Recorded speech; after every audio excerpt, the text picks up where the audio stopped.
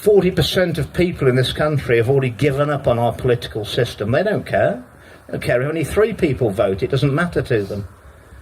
40%. And I understand why they've given up. What I would ask is that you try and get people engaged.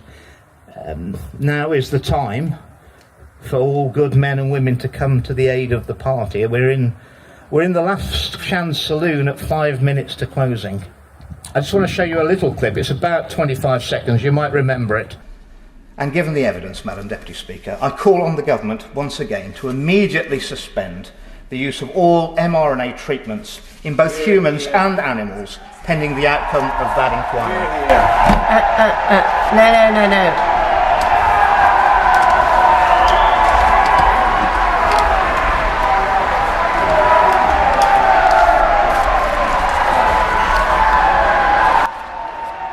We would have to clear the gallery if clapping continues.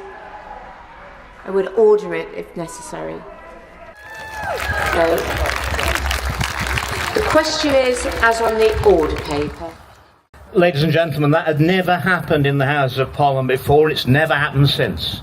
And Rosie Winston threatening to throw the public out of the public gallery. I think we're forgetting who we're there to serve. That is your Parliament. MPs are merely the custodians of a little bit of power on your behalf for a very brief period of time. People talk about the House of Commons being sovereign. That's not correct. You're sovereign. You are sovereign beings. You have those rights. And it's not for Parliament to give away your sovereignty, whether that's to the EU, the WHO, or anybody else. And if you want solutions, I became a convert to Neil Petrie's direct democracy quite a long time ago, because I know that politicians are corrupt. I know that they're corruptible. The ones who aren't corrupt when they get in, a lot of them are corrupted. And so if it were up to me, and if I were in charge of Restore's constitutional reform, on gaining power, immediately I would get rid of the House of Lords. The House of Lords is the House of cronies. In the game of politics, you get on and get to the House of Lords. Many people I know who came into politics with me and have come in since are in the House of Lords now. You get into the House of Lords not for doing what's right for the people in your constituency who vote for you, but for doing what's right for your party, and they're never the same. They're never the same. So it's a House of cronies. So you've got mostly the worst people in the House of Lords, and how many of them spoke out about the infringements on your freedoms and the truth that was suppressed during COVID? None of them. And they don't even have to stand for election. They're there for life. But they didn't speak out. So they should go. I would halve the number of MPs. I would double the pay and say no outside interest while you're an MP, and you can only do a maximum of 2 terms, and you have to go back to the real world, so no lifetime in politics. And I would move to the Swiss direct democracy model, where the House of Commons creates legislation,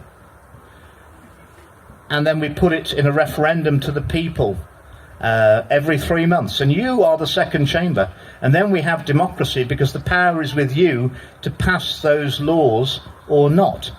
You become the second chamber, as in the Swiss model. And people will say to me, oh, but Andrew, I'm not interested in politics. Well, but politicians are very interested in you, and when you abdicate responsibility, take control of your own lives to politicians, we've ended up in the situation we are now. And when we get out of this, and I think we will, it's the best chance humanity's ever had, because more of us are awake than have ever been awake in history to what's going on. It's the best chance we've ever got to get out of this.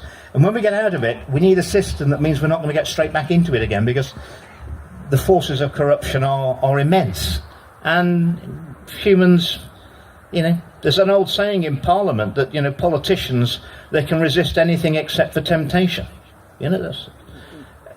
So you're going to have to get interested in politics, but to have that direct democracy, we need to be able to have an honest and fair debate about political issues and legislation, and we don't have that at the moment, because without a fair, free press, the issues could not be debated without bias.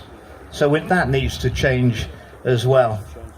And I remember saying when I still was asleep, but naively asleep, so I said to David Cameron and George Osborne, I think it was 2011, because they're supposed to be brilliant politicians and they are not. I said to them in a private meeting that, you're supposed to be these brilliant politicians, but we don't really need politics. To make this country better, all we need is policies that improve the lives of the people, increase their security and the prospects for the next generation. I said, and then we'll get back in every time. And Osborne and Cameron looked at me and said, you don't understand, Andrew, it's all a game. And I didn't understand in 2011. But I think looking back, I think we can all understand now, can't we?